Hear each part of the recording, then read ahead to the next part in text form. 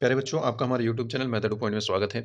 आज हम कक्षा 10 का 2023 में आया हुआ सेट 3 देखेंगे, जिसका कोड 822 DX है। इससे पहले हम 2023 के 2 कोड इनके करा चुके हैं, उनका सॉल्यूशन है ना? तो अगर आपने वो अब तक नहीं की है, मैं उनकी लिंक डिस्क्रिप्शन में दे दूँगा, आप वहाँ से कर लेना। ठीक है बच्चों?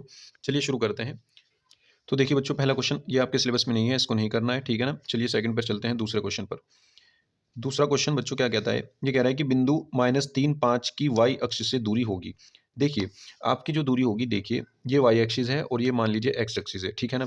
अब मैं एक्स एक्सिस पे -3 ले लेता हूँ। 1, 2, 3 -3 यहाँ पे आ गया एक्स पर और वाई पर 5 कहाँ पे बैठेगा? 1, 2, 3, 4, 5, 5 यहाँ पे बैठेगा, ठीक है ना? यानी ओवरऑल ये वाला जो पॉइंट होगा -3 और 5 यहाँ पे बैठेगा -3 और 5, ठीक है? अब देखिए, इसकी जब हम वाई एक्स से दूरी जो बैठेगी, वो ये वाली होगी, है ना? वाई एक्स से दूरी इस पॉइंट की ये वाली है ना? ये वाली क्लियरली दिख रही है आपको, है ना? तो ये कौन-सी है? ये -3 है, लेकिन दूरी हमेशा पॉज़िटिव में ली जाती है, धनात्मक ली जाती है ना? तो दूरी तो धनात्मक में ही नापेंगे, ठीक है ना? तो यानी यहाँ से यहाँ तक की दूरी आपकी 3 यूनिट है। ये यहाँ से यहाँ तक 3 यूनिट चला। अब 3 ऑप्शन में अगर है, तो 3 पे लगाओ, लेकिन 3 नहीं है, तो -3 पे लगाएँगे, ठीक है ना? तो ये -3 हो जाएगा, ये मिसप्रिंट हो गया होगा, ये 3 है, ठीक है ना? तो इसका पहले का ऑप्शन क्या आ जाएगा? ए आ जाएगा, ये आ जाएगा 3, ठीक है ना? इसमें -3 दे रखा है, तो -3 लगा लीजिए, ठीक है? चलिए चलते हैं आगे। थर्ड क्वेश्चन पर इसका थर्ड क्वेश्चन क्या कहता है? ये कह रहा है कि संख्या 144 के अभाज्य गुणनखंड में अभाज्य गुणनखंडों की घातों का योगफल क्या होगा? देखिए, 144 के आप क्या कर लीजिए, अभाज्य गुणनखंड कर लीजिए, ठीक है ना? ये कितना हो जाएगा? ये हो जाएगा 2 सत्ते 14, 2 दूनी 4, 2 तिया 6, 2 छिक 12, 2 एकम 2, 2 अठे 16, 2 नीम 18, 3 तिया 9 और 3 एकम 3, ठीक है ना? ये आपका हो जाएगा पूरा अभाज्य गुणनखंड। अब देखिए, आप 144 को कैसे लिख सकते हैं? आप 144 को कैसे लिख सकते हैं? 2 की पावर 4 और 3 की पावर 2, यानी 2 की पावर 4 और 3 की पावर 2, अभाज्य गुणनखंड यही है ना? 3 की पावर 2। अब उसने कहा है कि अभाज्य गुणनखंडों की घातों का योगफल देखना है। तो ये है इसकी घात और ये है इसकी घात। इनको जोड़ करके कितना आएगा? 4 + 2 6 आ जाएगा, ठीक है ना? तो ये आपका आंसर हो जाएगा। छठा डी, यानी डी ऑप्शन आपका ठीक हो जाएगा, ठीक है ना? चलिए चलते हैं नेक्स्ट क्वेश्चन पर, फोर्थ क्वेश्चन पर। फोर्थ क्वेश्चन क्या कहता है? ये कह रहा है कि लय से बराबर ये है, लय से इन 2 संख्याओं का ये है, में से निकालना है। बच्चों, एक क्वेश्चन आपका लय से, में से पे और इन 2 संख्याओं पे ज़रूर आता है, ठीक है ना? इसका फ़ॉर्मूला ये कहता है कि लय से गुना में से, लय से गुना में से और बराबर फर्स्ट संख्या इंटू सेकंड संख्या, ठीक है ना? अब देखिए, बहुत आसान है, बहुत आसान है। आप क्या कीजिए, इनका लय से 2 संख्याओं का इसने ये दे रखा है 3168, ये यहाँ पे रख दीजिए, इंटू में से आपको निकालना है, तो में से आप जू का तू रखिए यहीं पर, ठीक है ना? इन इक्वल्स टू फर्स्ट इसकी जो पहली संख्या है वो है 132, वो यहाँ रख दो और गुना दूसरी संख्या जो है वो है 288, वो यहाँ रख दो, ठीक है? बस यहाँ से आपको में से निकाल लेना है, ठीक है ना? में से निकाल लेना है 132 गुना 288 और अपॉन में आ जाएगा 3168, ठीक है? जब आप इसको डिवाइड करोगे तो आपका आ जाएगा 12, ठीक है ना? आप छोटे-छोटे है ना, छोटे-छोटे पार्ट्स में इसको डिवाइड कर लेना और ये 12 आ जाएगा, ठीक है ना? डायरेक्ट मत करना कभी, इसकी मल्टीप्लाई इसमें करोगे तो कैलकुलेशन मुश्किल हो जाएगी, ठीक है ना? चलिए चलते हैं नेक्स्ट क्वेश्चन पर, 5वें पर। ये कह रहा है कि यदि द्विघात समीकरण इतने के मूल बराबर हैं तो m का मान क्या होगा? देखिए, जब किसी समीकरण के मूल बराबर होते हैं तो हमारी ये कंडीशन रहती है कि b स्क्वायर माइनस 4ac बराबर 0 होता है, ठीक है ना? उसका जो विविक्त कर होता है वो 0 होता है जब मूल बराबर होते हैं। तो हम क्या करेंगे, यहाँ से b a की वैल्यू कितनी है? जो x स्क्वायर के इंटू में, देखिए सबसे पहले इसको इसको अभी फॉर्मूला है ये, तो इसको रखो अभी अपने पास ही। यहाँ पे रखो a x square plus b x plus c, इससे तुलना करो इस समीकरण की जो इसने दे रखी है। ये समीकरण क्या दे रखी है इसने? 3x स्क्वायर माइनस 12x और प्लस के एम इक्वल्स टू 0। ए की वैल्यू कितनी आ गई? 3, तो ए बराबर हो गया 3। बी की वैल्यू कितनी आ गई? -12, तो बी की वैल्यू कितनी आ गई? -12 और सी की वैल्यू कितनी आ गई? m, ठीक है ना? अब इसमें रख दीजिए, क्योंकि मूल बराबर है तो ये कंडीशन लगती है। तो बी स्क्वायर माइनस 4ac बराबर 0 हो जाएगा। तो इसका मतलब बी स्क्वायर की वैल्यू कितनी हो जाएगी? -12 का स्क्वायर, -12 का square minus 4 into 3 into M, है ना? Equals to 0। कितना हो जाएगा? 144 और माइनस की कितना आ जाएगा? 12m equals to 0। 12m उधर गया तो ये हो जाएगा आपका 12m इक्वल्स टू 144 और ये हो जाएगा m इक्वल्स टू 12 से 144 को काटेंगे तो 12 ही आ जाएगा। m की वैल्यू क्या आ जाएगी? 12। आपका ऑप्शन नंबर हो जाएगा इसमें डी आंसर, ठीक है ना? डी आंसर हो जाएगा, ठीक है ना? उम्मीद करता हूँ आप समझ गए होंगे। चलिए चलते हैं नेक्स्ट क्वेश्चन पर, छठे क्वेश्चन पर। सिक्स क्वेश्चन क्या कहता है? समीकरण इतने के मूलों का योग होगा। देखिए, ये भी सेम ऐसा ही है लगभग लगभग। आपको क्या करना है, इसमें सबसे पहले तुलना करनी है, इसी तरह जैसे हमने इसकी तुलना करी थी। यहाँ से a की वैल्यू कितनी निकलेगी? 5, b की वैल्यू कितनी निकलेगी? -3 और c की वैल्यू कितनी निकलेगी? 2। अब अगर मूलों का योगफल पूछा है, हमने ये मान लिया इसके मूल जो हैं इसके मूल अल्फा और बीटा हैं, ठीक है ना?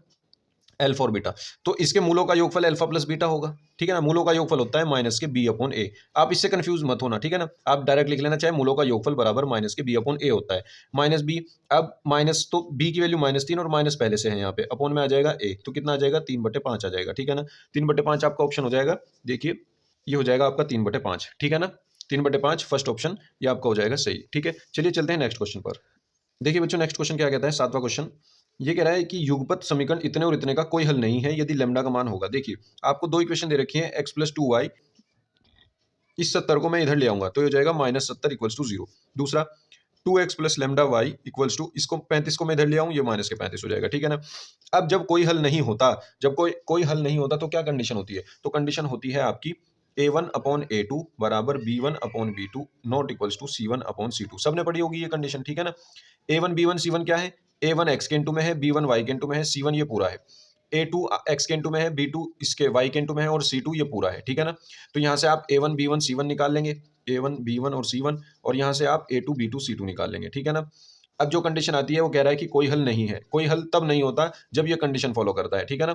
तो इसका मतलब आप इसमें वैल्यू रख दीजिए बस, ठीक है ना। a1 अपॉन a2 क्या आ जाएगा, a1 है 1 और a2 है 2, तो ये आ जाएगा 1 अपॉन 2। यहाँ पे लिख देता हूँ 1 अपॉन 2 इक्वल्स टू b1 की वैल्यू कितनी है 2 और बटे b2 की वैल्यू कितनी है y के इंटू में जो है वो लैम्डा। तो ये बस यहाँ पे ये मत रखना, इसको रख करके वैल्यू भी नहीं निकलेगी, यहीं से निकल जाएगी वैल्यू, इतना बहुत है। लैम्डा की गुना यहाँ पे कर दो, 2 की यहाँ पे कर दो, तो हो जाएगा लैम्डा इक्वल्स टू 4, ठीक है ना। ये आपका हो जाएगा ऑप्शन नंबर डी, ठीक है बच्चों। उम्मीद करता हूँ आप समझ गए होंगे। चलिए चलते हैं नेक्स्ट क्वेश्चन पर। देखिए बच्चों नेक्स्ट क्वेश्चन क्या कहता है, 8वां क्वेश्चन।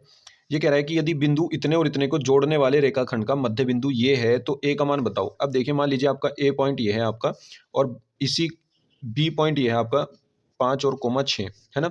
ये है -4,2। ये कह रहा है कि इन दो बिंदुओं को जोड़ने वाला जो रेखाखंड है, ये रेखाखंड है, इसका मध्य बिंदु, यानी मान लीजिए ये एम मध्य बिंदु है, इसने पी दिया है तो पी रख लीजिए, पी है, वो क्या कह रहा है कि a/8,4 है ना, इसका मध्य बिंदु ये है। तो वो ए की वैल्यू पूछ रहा है। अब देखियो मध्य बिंदु कैसे निकालते हैं हम, पहला पहला जोड़ करके उसका आधा करके तब आता है ये, और दूसरा दूसरा जोड़ करके उसका आधा करके तब आता है ये, ठीक है ना। तो अगर हम अपने अकॉर्डिंग इसका मध्य बिंदु निकालें तो क्या हो जाएगा, इसका मध्य बिंदु हो जाएगा -4 + 5/2 कोमा 2 + 6/2, 2 + 6/2, यही तो होगा मध्य बिंदु। और इसने क्या दिया है, इसने ये दिया है a/8 4, ठीक है ना। अब देखिए पहला वाला इसके पहले के बराबर होगा, दूसरे वाला दूसरे के, हमें दूसरे से कोई मतलब ही नहीं है। 6 2 8/2 4 ही आ रहा है, 4 ही आ रहा है, यानी ठीक है। तो हम बस इसको रख लेते हैं अपना, 5 में से 4 गया 1, 1/2 बराबर कितना आ जाएगा a/8, है ना। दो कोऑर्डिनेट यानी दो निर्देशांक आपस में जब भी बराबर होंगे जब उनके पहला कोऑर्डिनेट पहले के बराबर, दूसरा दूसरे के बराबर होता है, इसलिए हमने पहले को पहले के बराबर रख दिया, तो a की वैल्यू कितनी आ जाएगी, यहाँ से 4 आ जाएगी, ठीक है ना। 8 इधर, 2 चौक 8 आ जाएगा, ठीक है ना। ये ऑप्शन हो जाएगा आपका डी ऑप्शन, ठीक है बच्चों, समझ गए होंगे। चलिए चलते हैं नेक्स्ट क्वेश्चन पर। नेक्स्ट क्वेश्चन कहता है कि दिए गए चित्र में त्रिभुज एबीसी के आधार बीसी के समानांतर रेखाखंड पी क्यू खींचा है। ये पी क्यू खींच दिया इसने इस बीसी के समांतर, यदि पी क्यू और बीसी में 1:3 का अनुपात है, पी पी क्यू ये वाली और बीसी ये वाली, इसमें 1:3 का अनुपात है, तो एपी तथा पीबी का अनुपात बताओ। देखिए बच्चों इसने क्या दिया है, इसने ये दिया है कि पी क्यू अपॉन बीसी जो है वो आपके पास 1/3 है, ठीक है, यही दिया है। अब देखिए कि जब इस त्रिभुज में अगर ये रेखा इसके समांतर होती है तो आपको पता होगा कि इसके ये रेशियो इक्वल होते हैं AP upon AB, AQ upon AC, PQ upon BC, ये होता है ना। आप ये जानते होंगे, ये चीज जानते होंगे, AP upon AB, AP upon AB बराबर AQ upon AC, AQ upon AC बराबर PQ upon BC, PQ upon BC, है ना। थ्योरम है आपकी, ये कंडीशन होती है। AP अपॉन AB होगा, PQ अपॉन BC होगा और AQ अपॉन AC होगा, ठीक है ना। अब देखिए यहां से हम क्या कंडीशन लेके चलते हैं, P Q upon B C A P upon A B के भी तो बराबर है ना, तो हम यही लेके चलेंगे, हम यही लेके चलेंगे कि P Q upon B C बराबर A P upon A B है। और P Q upon B C की वैल्यू कितनी है 1/3, तो मैं यहाँ पे 1/3 रख दूं, equals to A P upon A B आ जाएगा। देखिए हमें क्या निकालना है, हमें A P upon P B निकालना है, A P upon P B. इसको निकालने के लिए आप क्या करो, इसको उल्टा कर दो पहले तो। जब इसको उल्टा करेंगे हो जाएगा 3/1 equals to A B upon A P, A B upon A P हो गया। दोनों तरफ से एक घटा दो, इधर से भी एक घटा दिया और इधर से भी एक घटा दिया, A B upon A P -1। जब इधर से आप घटाओगे तो ये क्या हो जाएगा, A B minus A P upon A P, यही बचेगा, इधर बचेगा 2। अब देखिए A B minus A P, A B minus A P, इस पूरी में से ये घटा दोगे तो ये बचेगी पी बी, तो मैं ऊपर लिख सकता हूँ पी बी और नीचे लिख सकता हूँ जू का तू ए पी, यानी ये आ गया 2:1, 2/1 आ गया P B upon A P. उसने पूछा है A P upon P B, तो वापिस से इसको उल्टा कर दूं, अगर इसको उल्टा करूंगा तो यहाँ हो जाएगा 1/2 equals to A P upon P B, ठीक है ना। ये हो जाएगा आपका, इसको उल्टा कर देंगे ना, व्युत्क्रम कर देंगे बस दोनों साइड का, तो क्या हो जाएगा A P upon A B और 1/2, यानी 1:2 आ जाएगा, 1:2 सी ऑप्शन है, ठीक है ना। ये आपका सही हो जाएगा। उम्मीद करता हूँ आप समझ गए होंगे। चलिए चलते हैं नेक्स्ट क्वेश्चन पर बच्चों। 10वां क्वेश्चन आपके सिलेबस में नहीं है, 11वां भी नहीं है।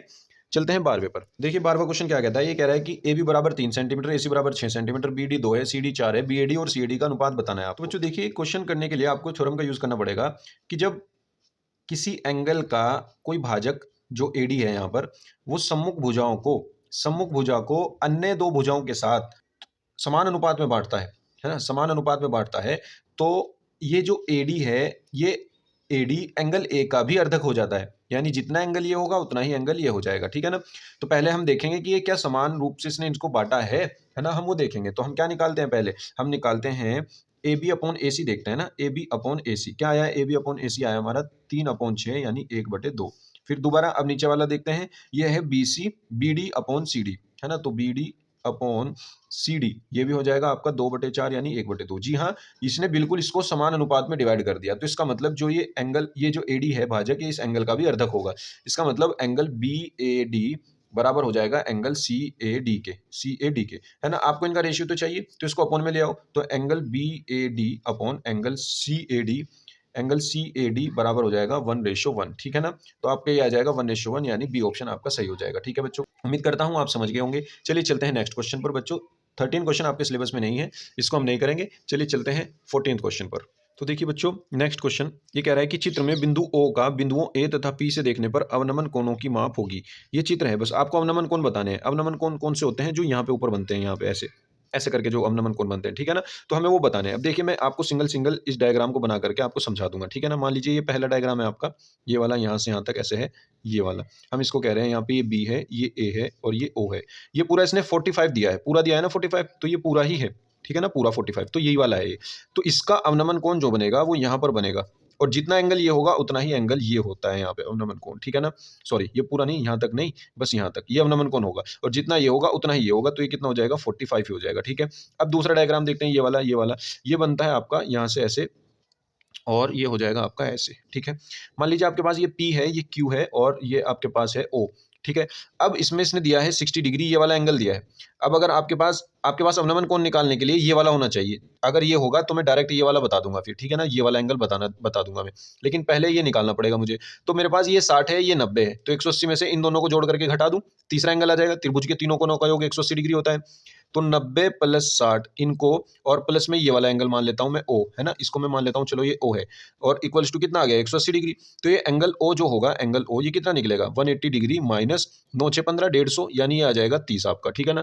तो आपका 30 डिग्री आ जाएगा। 30 डिग्री कौन सा, ये वाला एंगल आया, तो अगर ये 30 डिग्री है तो इसका अवनमन कोण ये वाला भी 30 डिग्री होगा, ठीक है ना, ये 30 डिग्री होगा, ठीक है। उम्मीद करता हूं आप समझ गए होंगे। तो पहले का कौन सा है 45, दूसरे का है 30, तो कौन सा ऑप्शन हो जाएगा, बी ऑप्शन हो जाएगा, ठीक है बच्चों। तो इसका 45 डिग्री और 30 डिग्री, 45 डिग्री और 30 डिग्री, ये आपका ऑप्शन हो जाएगा, ऑप्शन नंबर बी, ठीक है बच्चों। चलिए चलते हैं नेक्स्ट क्वेश्चन पर। तो देखिए बच्चों, नेक्स्ट क्वेश्चन पर चलते हैं। 15th क्वेश्चन आपके सिलेबस में नहीं है, ना 16 है, 17th पर चलते हैं ना, 17वां क्वेश्चन। ये कह रहा है कि सारणी का माध्य निकालना है आपको। सारणी क्या है, सबसे पहले हम क्या लिख लेते हैं, वर्ग अंतराल लिख लेते हैं। वर्ग अंतराल आपके पास क्या है, 0 से 10, 10 से 20, 20 से 30, ये आपके वर्ग अंतराल है, ठीक है ना। इसके बाद मध्यमान निकल जाएगा। मध्यमान कैसे निकलता है, इसको हम xi से डिनोट करते हैं, ठीक है ना।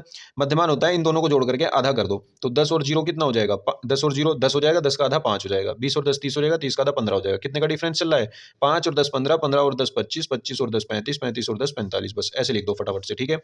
अब चलते हैं fi पर। fi जो बारंबारता उसने दी है, 4 5 6 4 1, 4 5 6 4 1, ठीक है। अब माध्य निकालना है आपको, तो माध्य निकालने के लिए आपको क्या होता है, आपको चाहिए होता है xi fi, इनकी मल्टीप्लाई करनी होती है। तो ये हो जाएगा आपका 15 चौक 20, 15 पंजे 75, 25 छिका 150, और ये हो जाएगा आपका 35 चौका 140, और ये 41, ये 45 हो जाएगा, ठीक है ना।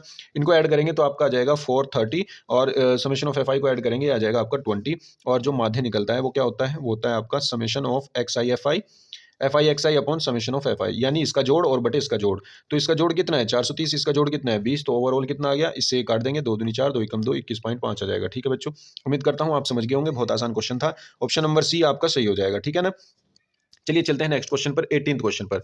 18th क्वेश्चन कह रहा है कि 18th क्वेश्चन ये कह रहा है कि यदि दिए गए आंकड़ों का समांतर माध्य और बहुलक 28 और 16 है, यानी जो माध्य है आपके पास वो तो है आपके पास 28, और जो बहुलक है वो आपके पास 16 है, बहुलक 16 है। तो बच्चों एक फॉर्मूला जो पिछले पेपर में भी आया था, तो वो फॉर्मूला आप याद रखिएगा, इस पर ऑप्शन पर जरूर बनेगा, ठीक है ना, बहुविकल्प पे एक क्वेश्चन जरूर बनेगा। बहुलक इक्वल्स टू ये होता है आपका 3 माध्यक, 3 माध्यक बराबर 3 माध्यक माइनस 2 माध्य, है ना, ये होता है। या आप इसको ऐसे भी लिख सकते हो 2 माध्य बराबर 3 माध्यक माइनस बहुलक, या आप इसको ऐसे भी लिख सकते हो 3 माध्यक बराबर बहुलक प्लस 2 माध्य, ठीक है, किसी भी तरह लिख लो, वो आपकी मर्जी है।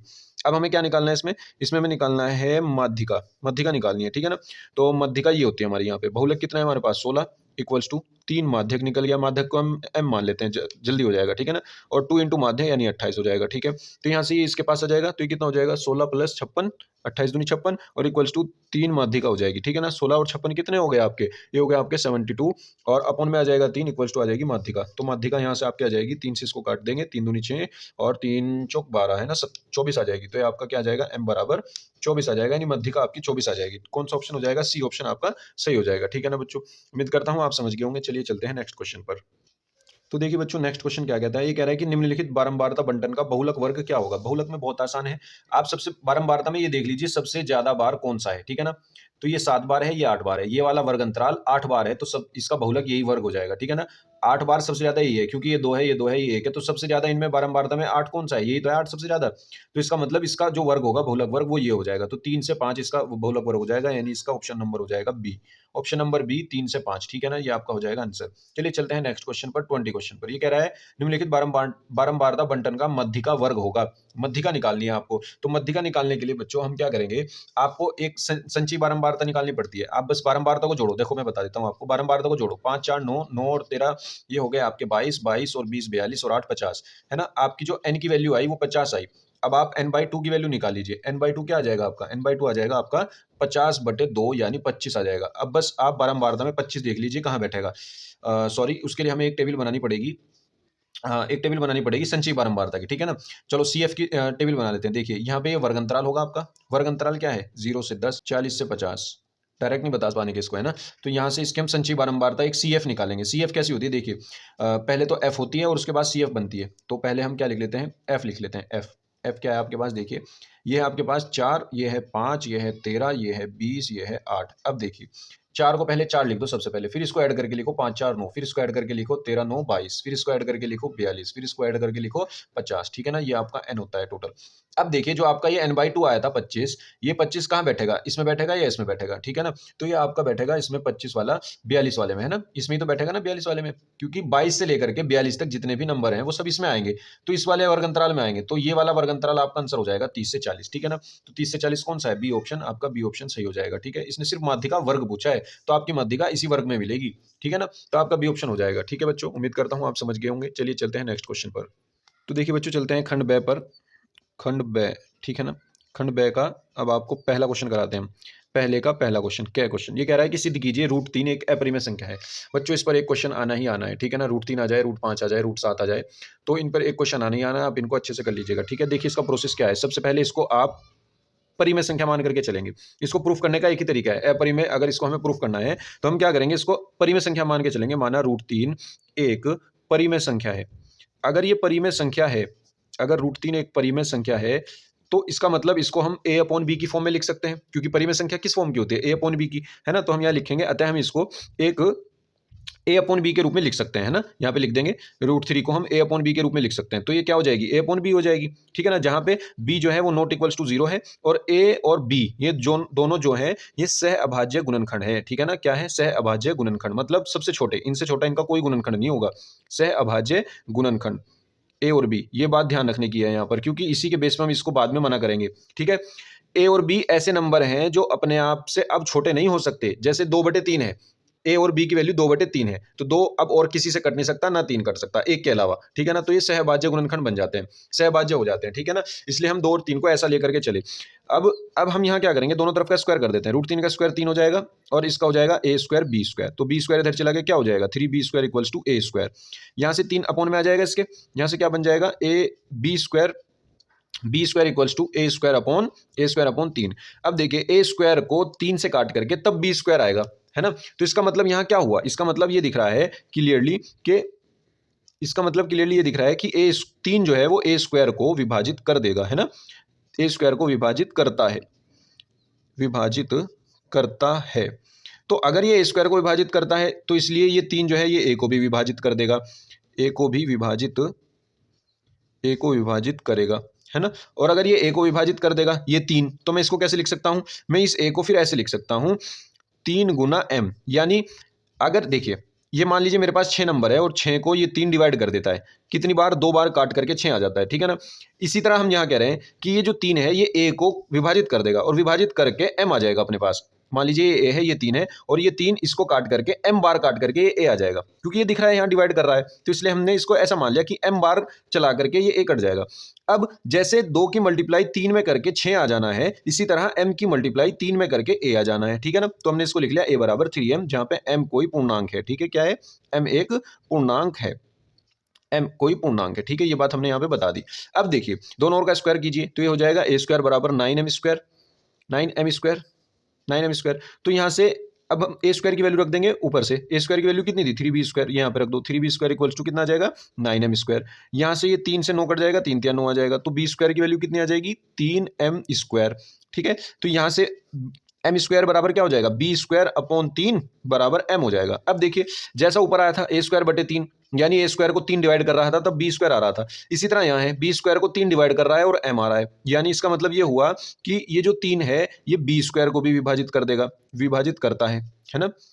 3 जो है वो बी स्क्वायर को विभाजित करता है, और अगर ये बी स्क्वायर को विभाजित करता है तो ये 3 जो है बी को भी विभाजित करेगा, बी को भी विभाजित करेगा, ठीक है। अब यहां से मेरी बात ये सुनिए आप कि जब 3 ए को भी विभाजित कर देता है, 3 बी को भी विभाजित कर देता है, यानी ये ए और बी का उभयनिष्ठ गुणनखंड हो गया। तो अब हम यहाँ पे लिखेंगे, कि 3 ए को भी विभाजित करता है, 3 ए व बी का उभयनिष्ठ गुणनखंड है। उभयनिष्ठ मतलब जो दोनों को काट देता है, कॉमन है ना, उभयनिष्ठ गुणनखंड, गुणनखंड है, जो कि हमारी कल्पना का विरोध करता है, हमारी कल्पना का विरोध करता है। क्यों करता है, क्योंकि हम तो ये मान करके चले थे कि ये जो ए व बी हैं, देखिए ये जो ए और बी हैं ये सह अभाज्य गुणनखंड है, मतलब ये और नहीं कट सकते किसी से, 1 के अलावा ये और किसी से नहीं कट सकते। लेकिन इन्हीं और ए बी को हमने ये दिखा दिया कि इनको 3 भी काट सकता है, ये 3 जो है ये इनको काट सकता है ना, डिवाइड कर सकता है। तो हमारी तो कल्पना वो गलत हो गई फिर, जो हम सहअभाज्य गुणनखंड लेकर के चले थे। इसका मतलब अतः हमारी कल्पना गलत है, ठीक है ना। हम क्या कहेंगे, अतः हमारी कल्पना गलत है, यानी जो हम कल्पना मान करके चले थे कि ये परिमेय संख्या है, √3 एक परिमेय संख्या है, वो परिमेय संख्या नहीं है, वो अपरिमेय संख्या है। अतः हम यहां लिख देंगे अतः √3 एक अपरिमेय संख्या है, ठीक है बच्चों, अपरिमेय संख्या है। सारे एक ही प्रोसेस से होंगे, क्वेश्चन इसी प्रोसेस से होंगे, तो आप उसको एक बार अच्छे से कर लेना और फिर कुछ भी आ जाए उसको कर देना, ठीक है ना। उम्मीद करता हूं आप समझ गए होंगे। चलिए चलते हैं नेक्स्ट क्वेश्चन पर, ख क्वेश्चन पर। ये कह रहा है सिद्ध कीजिए tan a प्लस बी बराबर 1 और tan a माइनस बी बराबर क्या है, tan a माइनस बी बराबर 1 अपॉन √3 है। तो 0 और 90 के बीच में होना चाहिए a प्लस बी, तो a और b का मान निकालो। तो देखिए हम क्या करते हैं, यहाँ से हम कर देते हैं इसको tan a प्लस बी, और tan में ही 1 कितना होता है, tan 45 का मान होता है, ठीक है ना। यहाँ पे हम कर देते हैं tan a माइनस बी, और 1 अपॉन √3 tan में कितने की वैल्यू होती है, tan 30 की होती है। तो यहाँ से a प्लस बी कितना आ गया, 45 आ गया। उसने कहा भी था a प्लस बी 0 और 90 के बीच में होगा, दिख रहा है हमें a प्लस बी 45 है, 0 और 90 के बीच में है। और a माइनस बी कितना आ गया, a माइनस बी 30 आ गया। ये इक्वेशन 1 आ गई, ये इक्वेशन 2 आ गई। दोनों को सॉल्व कर लो, ये डिग्री है, ये भी डिग्री है ना। समीकरण 1 व 2 को जोड़ने पर, तो यहाँ पे लिख दो समीकरण 1 प्लस समीकरण 2, समीकरण 1 व 2 को जोड़ने पर आप ऐसे लिखोगे तो ये क्या हो जाएगा, जब इनको जोड़ेंगे तो a प्लस ए हो जाएगा 2a, b माइनस बी हो जाएगा 0, 45 प्लस 30 हो जाएगा 70, 75 हो गया। तो a की वैल्यू कितनी आ जाएगी, 75/2 आ जाएगा, और ये आ जाएगा तुम्हारा 2 तिया 6 और 2 7 14 और 0.5 37.5 डिग्री। तो a की वैल्यू कितनी आ गई आपकी, 37.5 डिग्री, ठीक है ना। अब ये वैल्यू इनमें से किसी वैल्यू में रख दीजिए और ए की वैल्यू बी की वैल्यू निकाल लीजिए। तो समीकरण 1 में रख दो, समीकरण 1 से, समीकरण 1 में हमने रख दिया ए की वैल्यू यहाँ पे, ये क्या हो जाएगी, ये हो जाएगी b equals to 45 degree minus 37.5 degree. ये कितना हो जाएगा, b की वैल्यू आ जाएगी आपके पास, ये बचेगा 21, 45 में से 37.5 डिग्री गए तो कितने बचेंगे, आ जाएगा 7.5 डिग्री, ठीक है ना। ये आ जाएगा बी आपका आंसर, ये आ जाएगा ए आपका आंसर, ठीक है बच्चों। उम्मीद करता हूं आप समझ गए होंगे। चलिए चलते हैं नेक्स्ट क्वेश्चन पर, गए क्वेश्चन पर। ये कह रहा है कि दो घन जिनमें से प्रत्येक का आयतन 64 सेंटीमीटर क्यूब है के संलग्न फलकों को मिलाकर एक घनाभ बनाया जाता है और प्राप्त घनाभ का पृष्ठ क्षेत्रफल ज्ञात करना है। अब देखिए मान लीजिए आपके पास घनाभ है, घनाभ कैसा होता है, जैसा आपने डाइस देखा होगा ना, क्यूब है ना, क्यूब देखा होगा, वो घनाभ होता है, ठीक है, वो घन होता है, सॉरी घन होता है वो। एक घन आपके पास ये है और एक इसी के साइज का दूसरा घन आपके पास एक और है। इसका आयतन जो है वो 64 सेंटीमीटर क्यूब है आयतन का। तो मान लीजिए, माना, अभी रुक जाइए, माना इस घन का, माना घन ये माना घन की भुजा मान लेते हैं, घन की भुजा, माना घन की भुजा क्या है आपके पास, ए है, ठीक है ना। अब घन की भुजा अगर ए है तो आयतन क्या दिया उसने, उसने दिया आयतन, जो दिया वो दिया उसने 64 सेंटीमीटर क्यूब। तो यहाँ से आपकी आयतन क्या होता है, भुजा का क्यूब होता है, इक्वल्स टू 64 दे रखा है, तो ए इक्वल्स टू कितना आ जाएगा, क्यूब रूट 64, क्यूब रूट 64 का कितना होता है, 4 होता है, 4 चौक 16 चौक 64, 4 की 3 बार गुना करके 64 आएगा ना। तो इसका मतलब इसकी भुजा क्या आ गई आपके पास, 4 सेंटीमीटर आ गई, ठीक है, यानी 4 सेंटीमीटर भुजा का आपके पास ये घन है। अब 4 सेंटीमीटर की भुजा का दूसरा घन है, 2 घन है ना। अब इतना ही दूसरा है एक और आपके पास। अब मान लीजिए आपके पास एक और घन है यहाँ पर, मैं यहाँ पे ऐसे मान लेता हूँ, ये घन है आपके पास, और यहाँ से ये ऐसे है, ये ऐसे है, ये ऐसे है, ठीक है। अब देखिए 2 घन ये सेम सेम जुड़ गए। अब ये 4 की तो ये थी इसकी, है ना, 4 की ये हो गई, ठीक है। तो यानी ये इसकी ब्रेथ बन जाएगी, ये चौड़ाई हो जाएगी, और इसकी हाइट भी 4 ही रहेगी और इसकी लंबाई भी 4 ही रहेगी, ठीक है ना। मान लीजिए ये लंबाई है, और वो पिछले वाली जो थी ये ऊपर वाली, ये इसकी लंबाई, या इसको चौड़ाई मान लीजिए, इसको लंबाई मान लीजिए, ठीक है ना, कुछ भी मान लीजिए। तो इसकी जो लंबाई हो जाएगी आयतन की, अब जो घनाभ, ये घनाभ बन गया, ठीक है ना, क्योंकि अब इसकी लंबाई चौड़ाई ऊंचाई सेम सेम नहीं रही, लंबाई और ऊंचाई तो एक है लेकिन चौड़ाई बदल गई। तो हम यहाँ कहेंगे अब संलग्न फलकों को मिलाकर संलग्न फलकों को मिलाकर, संलग्न फलकों को मिलाकर बने घनाभ का, बने घनाभ का आयतन, बने घनाभ की भुजाएं, बने घनाभ की भुजाएं क्या हो जाएंगी, एक तो हो जाएगी आपके पास लंबाई 4 हो जाएगी, चौड़ाई कितनी हो जाएगी, 4 + 4 यानी 8 हो जाएगी, और ऊंचाई कितनी, वो भी 4 ही रहेगी। तो ये हो जाएगी आपके पास 4, 8 और 4, ठीक है। अब इसका आयतन निकालना है आपको, बस आयतन क्या हो जाएगा, फिर इसका जो आयतन बना ये घनाभ का आयतन, तो घनाभ का आयतन, घनाभ का आयतन क्या हो जाएगा, आयतन पूछा है, क्या पूछा है, पृष्ठ क्षेत्रफल पूछा है, तो पृष्ठ क्षेत्रफल लिख दीजिए यहाँ पर। पृष्ठ क्षेत्रफल जो इसका हो जाएगा वो हो जाएगा 2 × LB + BH + HL, ठीक है ना। ये हो जाएगा आपका 2 × L ये है, B ये है, H ये है, लंबाई चौड़ाई ऊंचाई, तो 4 × 8 plus B × H 8 × 4 plus H × L यानी 4 × 4। तो ये हो जाएगा आपका, ये हो जाएगा आपका 2 × 8 चौक 32 प्लस 8 चौक 32 प्लस 4 चौक 16, 32 32 64, 64 और 16 हो जाएगा ये आपका 64 और 16 हो जाएगा 80, 80/2 है ना, 64 और 16 80, 80/2 हो जाएगा आपका 40। तो ये आपका जो क्षेत्रफल आ जाएगा ये आ जाएगा 40 सेंटीमीटर स्क्वायर, ठीक है बच्चों।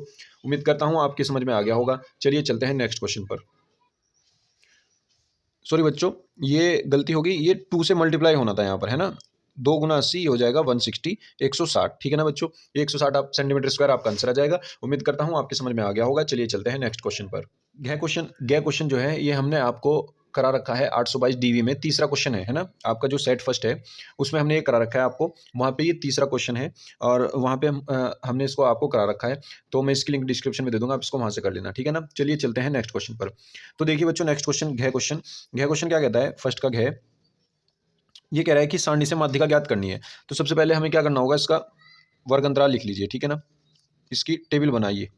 वर्ग अंतराल लिखेंगे 0 से 10, 10 से 20, 20 से 30, 30 से 40, 40 से 50, 50 से 60 हो गया वर्ग अंतराल। उसके बाद आपको क्या करना है, इसकी बारंबारता लिखनी है, बारंबारता, बारंबारता। तो बारंबारता क्या होगी, वो होगी 7, 12, 18, 15, 10 और 3। इसके बाद क्या होगी, संचयी बारंबारता। तो संचयी बारंबारता आप निकालेंगे, संचयी बारंबारता, संचयी बारंबारता, ठीक है ना। ये क्या हो जाएगी, सबसे पहले 7 लिख दीजिए, 7 के बाद अब इसको इसमें प्लस करके लिखिए, 12, 7, 19, ठीक है ना। अब 19 में ये 18 प्लस करके लिखिए, ये आएगा 37, 15 37 में प्लस करके लिखिए, ये आएगा 52, फिर 52 में 10 प्लस करके लिखिए, ये आएगा 62, फिर 62 में 3 करके लिखिए 65, ये आ जाएगा आपका n, ठीक है। अब आपको सबसे पहले क्या करना है, n/2 देखना है क्या होगा। n/2 कितना है, 65/2, 65/2 कितना होता है 32.5 यानी 32.5। अब 32.5 इसमें देखिए कहाँ बैठेगा, 32.5 यहाँ पे बैठेगा, 32.5 है ना, इसमें आएगा, यानी 19 से लेकर के 37 तक जितने भी नंबर हैं वो इसमें आएंगे। तो 32.5 हमारा इसमें बैठेगा, तो इसके सामने वाले के पास जाओ, ये आपका क्या हो जाएगा, ये हो जाएगा आपका f, ठीक है। और संचयी बारंबारता में इसके ऊपर वाला ये हो जाएगा आपका CF, ठीक है। और ये इसके सामने वाले वर्ग अंतराल में ये जो लोवेस्ट वाला है यानी लोअर लिमिट जो है ये हो जाएगी आपकी L, स्मॉल l, ठीक है ना। अब हमें क्या करना है, और इनका डिफरेंस हो जाएगा h, 10-20 का डिफरेंस h है ना। चलिए फॉर्मूला देखते हैं अब क्या होगा। हमारा मध्यिका का फॉर्मूला ये होता है, मध्यिका बराबर L plus n/2 minus C F upon F into H, ये होता है, ठीक है ना। तो एल की वैल्यू लोअर लिमिट यानी 20 प्लस n/2 की वैल्यू 32.5 माइनस सी एफ की वैल्यू 19, सी एफ की वैल्यू 19 अपॉन ये 32.5 है, अपॉन में एफ की वैल्यू कितनी 18 और इंटू में कितना एच की वैल्यू कितनी, एच की वैल्यू आपके पास इसमें से डिफरेंस आएगा, 10 में से 0 गए 10, 20 में से 10 गए 10, 30 में से 20 गए 10, 40 में से 30 गए 10, यानी एच की वैल्यू आपकी जो आ गई वो आ गई 10, ठीक है ना। तो यहाँ पे रख दो 10, ठीक है। अब देखिए कितना आ जाएगा, ये आ जाएगा 20 प्लस 32.5 में से 19 घटाएंगे, आ जाएगा आपका 13.5/18 इंटू 10। तो ये कितना हो जाएगा 20 प्लस 13.5 की 10 में करेंगे तो आ जाएगा 135/18, है ना। और इसको जब हम डिवाइड करेंगे ये आएगा आपका 20 प्लस के 7.5 और इसमें जब ये प्लस करेंगे ये आ जाएगा आपका 27.5 आंसर, ठीक है ना बच्चों। उम्मीद करता हूं आप समझ गए होंगे। चलिए चलते हैं नेक्स्ट क्वेश्चन पर। नेक्स्ट क्वेश्चन क्या कहता है, एड क्वेश्चन। ये कह रहा है कि बिंदु इतने और इतने को मिलाने वाले रेखाखंड को एक्स अक्ष द्वारा विभाजित करने वाले बिंदु का निर्देशांक ज्ञात कीजिए। देखिए आपके पास एक बिंदु ये है 1, -5 और दूसरा पॉइंट आपका इसको मिलाने वाले रेखाखंड के किनारा वाला ये है दूसरा पॉइंट -4, 5। इसको जो है मिलाने वाला रेखाखंड है इसको एक्स अक्ष द्वारा विभाजित करने वाले बिंदु का निर्देशांक, यानी मान लीजिए ये बिंदु इसको डिवाइड कर रहा है और ये एक्स अक्ष पे है, तो ये कैसा होगा, एक्स अक्ष पर किस टाइप के बिंदु होते हैं, एक्स कोमा जीरो टाइप के, इसमें एक्स की वैल्यू तो होती है, वाई हमेशा जीरो रहता है, ठीक है ना। तो इस बिंदु ने इसको डिवाइड किया होगा, तो ये पूछ रहा है कि ये बिंदु क्या होगा, है ना। तो हम क्या कहेंगे इसको, माना वो बिंदु, माना माना विभाजित करने वाला बिंदु, माना एक्स अक्ष द्वारा विभाजित करने वाला, एक्स अक्ष द्वारा, माना एक्स अक्ष द्वारा विभाजित करने वाला बिंदु एक्स कोमा जीरो है, ठीक है ना। अब हमने मान लिया, तो अब हम क्या करेंगे, अब देखिए जिसने इसको विभाजित किया है इस बिंदु ने, इस बिंदु के निर्देशांक ने, तो इसका मतलब, तो देखिए बच्चों अब हमें ये तो पता नहीं कि ये पॉइंट किस रेशियो में इसको डिवाइड कर रहा है, ठीक है ना, तो किस अनुपात में विभाजित कर रहा है, तो हमें वो अनुपात भी पता होना चाहिए। तो अगर वो अनुपात पता चल जाए तो हम क्वेश्चन को इजीली सॉल्व कर लेंगे। अगर ये बीच में होता, बिल्कुल मिड पॉइंट होता, तो बात अलग ही थी, फिर तो डायरेक्ट ही हो जाता है। तो हम क्या करेंगे, माना वो ये जो बिंदु है ये इस पूरे रेखाखंड को के अनुपात 1 के अनुपात में विभाजित करता है, मान लेते हैं, माना माना ये जो बिंदु है, बिंदु एक्स एक्स द्वारा विभाजित करने वाला बिंदु x0, रेखाखंड को माना बिंदु रेखाखंड को ऐसे लिख दो, माना बिंदु रेखाखंड को के अनुपात 1 के अनुपात में विभाजित करता है, ठीक है। अब हमने रेशियो मान लिया, अब हमारे अकॉर्डिंग इसके कोऑर्डिनेट क्या होंगे, ठीक है ना। हम इसको पी बिंदु मान लेते हैं, पी बिंदु है। अब अगर हम अपने अकॉर्डिंग इसके कोऑर्डिनेट मानते हैं पी के अकॉर्डिंग, तब पी के निर्देशांक तो देखो क्या होंगे, आपने वो फॉर्मूला पढ़ा होगा, कौन सा, ये वाला, कि जब उसको m और n के रेशियो में वो डिवाइड करता है तो आपके निर्देशांक क्या होते हैं, उसके x, y के निर्देशांक आपके जो होते हैं वो होते हैं mx2 plus nx1 upon m plus n, my2 plus ny1 upon m plus n, ठीक है ना। ये होता है आपका वो। तो आपको इस फॉर्मूले का यूज करके इस क्वेश्चन को करना है, ठीक है। ये मैंने बस यहाँ पे फॉर्मूला लिखवाया है, आप भी लिख देना उसको बीच में, ठीक है ना। तो देखिए अब क्या होगा, अब देखिए यहाँ से क्या होगा, हम क्या करते हैं, हम उसके अकॉर्डिंग, तो ये है हमारे अकॉर्डिंग कैसे निकलेगा, m की वैल्यू तो हमने मान ली k और n की वैल्यू हमने मान ली 1, ठीक है। k अनुपात 1 ही मानते हैं जब इसको निकालते हैं रेशियो को। तो हम क्या करते हैं, हम इसके अकॉर्डिंग रखते हैं, ये हमारे पास x1 y1 है और ये हमारे पास x2 y2 है, ठीक है ना। तो चलिए चलते हैं, हम निकालते हैं p के निर्देशांक। यहाँ तो है अपने पास x, 0 और यहाँ आएंगे अपने पास इसके निर्देशांक mx2 यानी k into -4 mx2 plus nx1 upon m plus 1, comma इसी तरह यहाँ पर my2 plus ny1 upon m plus n, ठीक है ना। यहाँ पे k अनुपात 1 जो है ये m अनुपात n है, यानी m की वैल्यू ये है, n की वैल्यू ये है, x1 y1 ये है, x2 y2 ये है, ठीक है। तो देखिए इसका जो कोऑर्डिनेट 0 के बराबर है आप उसको उठा लीजिए और इसको उठा लीजिए, दोनों अलग अलग उठा लीजिए, है ना। जब दो कोऑर्डिनेट आपस में बराबर होते हैं तो इसका पहला कोऑर्डिनेट पहले कोऑर्डिनेट के बराबर होता है, दूसरा दूसरे के बराबर होता है। तो यहाँ से क्या आ जाएगा, चलो हम इसको थोड़ा सा और सोल्व करके लिख देते हैं, ये हो जाएगा आपका p into -4k plus 1 upon k plus 1 और कोमा ये हो जाएगा 5k minus 5 upon k plus 1, ठीक है। अब देखिए यहाँ से क्या हो जाएगा, यहाँ से x बराबर तो आ जाएगा आपका ये -4k plus 1 upon k plus 1 और यहाँ से 0 बराबर आ जाएगा 5k minus 5 upon k plus 1। के प्लस वन पूरा जीरो में गया, तो यहाँ 5k माइनस 5 बराबर जीरो आ जाएगा। क्या आ जाएगा? 5k माइनस 5 बराबर जीरो। 5 कॉमन लेकर के वो भी जीरो में पहुंचा दो तो क्या आ जाएगा? k माइनस 1 बराबर जीरो, और k की वैल्यू आ जाएगी 1। यानी ये रेशियो क्या बन गया? अब k की वैल्यू 1 आ गई तो यहाँ रख दो, तो x बराबर कितना हो जाएगा? माइनस के 4 इंटू वन प्लस के वन अपॉन के वन प्लस के वन। कितना हो जाएगा? ये हो जाएगा आपका माइनस के 4 प्लस के वन, 3 हो जाएगा, माइनस के 3/2। ठीक है ना? x की वैल्यू कितनी आ जाएगी? 2 आ जाए, 3/2 आ गई। तो आपका जो बिंदु होगा वो बिंदु क्या हो जाएगा आपका? वो बिंदु हो जाएगा x कोमा जीरो था ना ये, तो ये हो जाएगा माइनस के 3/2 कोमा जीरो। ठीक है बच्चों, ये आपका हो जाएगा आंसर। उम्मीद करता हूं आपकी समझ में आ गया होगा। चलिए चलते हैं नेक्स्ट क्वेश्चन पर। तो देखिए बच्चों, नेक्स्ट क्वेश्चन पर चलते हैं। अगला क्वेश्चन आपका पहले का 6 क्वेश्चन। ये कह रहा है कि बिंदु ए के निर्देशांक ज्ञात कीजिए जहां ए बी एक वृत्त का व्यास है। अब देखिए, मान लीजिए आपके पास ये कोई वृत्त है और इसका व्यास ये है, जो सेंटर से होके जा रहा है, यानी केंद्र से होके जा रहा है। ये ए है, ये बी है। ठीक है, कह रहा है कि जिसका केंद्र 2, -3 है। इसका केंद्र ये है 2, -3। ठीक है, कह रहा है बी के निर्देशांक 1, 4 है और आपको ए के पूछ रहा है। ठीक है ना, तो हम मान लेते हैं, माना ए के निर्देशांक, माना ए के निर्देशांक x, y है। ठीक है ना, अगर ए के निर्देशांक x, y हैं तो इसका मतलब क्या हुआ? अब देखिए, तो ये जो सेंटर होता है, केंद्र होता है, ये व्यास का मिड पॉइंट होता है, बिल्कुल, है ना, यानी मध्य बिंदु होता है। तो ये ए और बी का मध्य बिंदु है। इसका मतलब हमारे पास जो ये ए बना, ए तो है x, y, और ये जो बी बना, ये है अपने पास 1, 4। इनका मध्य बिंदु है ये ओ, जो सेंटर है इसका ओ, ये ओ इसका मध्य बिंदु है 2, -3। तो मध्य बिंदु हम अपने अकॉर्डिंग निकाल लेंगे। ठीक है ना, तो देखिए, अतः वर्त का केंद्र ओ व्यास ए बी का मध्य बिंदु होगा। ये बात लिख दी बस, मध्य बिंदु होगा। तब हम क्या करते हैं? ओ के निर्देशांक हमारे अकॉर्डिंग निकालते हैं। हमारे अकॉर्डिंग क्या होंगे ओ के निर्देशांक? देखिए, तब ओ के निर्देशांक होंगे x+1/2 कोमा y+4/2, है ना। दूसरा जोड़ करके आधा कर देंगे, पहला जोड़ करके आधा कर दिया। ठीक है, इनका तब ये आया। ये क्या दे रखा है इसने? 2, -3। तो अब इसको इसके बराबर रख दो, इसको इसके बराबर रख दो, तो यहाँ से क्या आ जाएगा? x+1/2 बराबर 2 आ गया, और y+4 बराबर/2 बराबर -3 आ गया। तो x+1 बराबर कितना आ जाएगा? 2 दूनी 4, x की वैल्यू कितनी आ जाएगी? 3, 4 में से 1 गया, और y+4 बराबर कितना आ जाएगा? -6, और y की वैल्यू कितनी आ जाएगी? -10। ठीक है, तो आपका जो बिंदु आ जाएगा, अतः ए बिंदु के ए के निर्देशांक आपके क्या आ जाएंगे? ए के निर्देशांक आपके आ जाएंगे x, y, यानी 3, -10। ठीक है ना बच्चों, उम्मीद करता हूं आपकी समझ में आ गया होगा। चलिए चलते हैं नेक्स्ट क्वेश्चन पर। देखिए बच्चों, दूसरे का कै खे गे यहाँ आपके सिलेबस में नहीं है, आपको नहीं करने हैं। घ क्वेश्चन पर चलते हैं। घ क्वेश्चन आसान क्वेश्चन है। इसने दिया है कोस थीटा बराबर 4/5। ठीक है, अब देखिए, आप एक ट्रायंगल बना लीजिए, समकोण त्रिभुज। समकोण त्रिभुज में कोस थीटा क्या होता है? देखिए, ये होता है आधार बटे कर्ण होता है कोस थीटा, है ना। तो आधार हम क्या ले लेंगे? आधार हम मान लीजिए, हमने यहाँ पे थीटा मान लिया, तो आधार ये हो जाएगा नीचे वाला। तो ये आधार को हमने 4k ले लिया, है ना, 4k। और कर्ण कितना ले लिया? कर्ण ले लिया हमने 5k, क्योंकि ये 5 है, 5k ले लिया। तो इनके अकॉर्डिंग हमें लंब निकालना है, वो पाइथागोरस थ्योरम से निकलेगा।